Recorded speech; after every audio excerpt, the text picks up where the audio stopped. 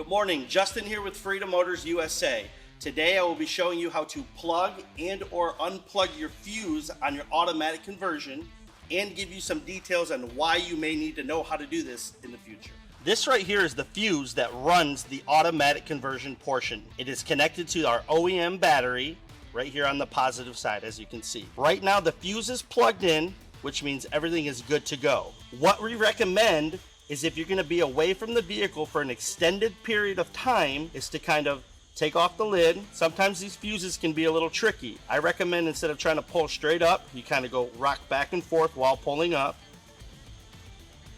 and pull the fuse. The reason why you pull the fuse is because the module we use for the automatic conversion is constantly searching for the key. So think of it as your phone constantly searching for Wi-Fi. If you're out in public or elsewhere, your phone's always looking for Wi-Fi, so it may pull a little bit of battery. This is the same way. The module is looking for the key, so it's pulling a little bit of battery. So again, if you're going to be away from your vehicle for an extended period of time, 7 to 10 days, vacation, just anything away from your vehicle for that amount of time, we recommend unplugging. And what we do is just plug one side in, and that's just so we know where the fuse is at and we don't lose it. And then the automatic conversion at this point will not work, but it's also not pulling any battery. To plug it back in, simply undo the one side, line them up, push straight in.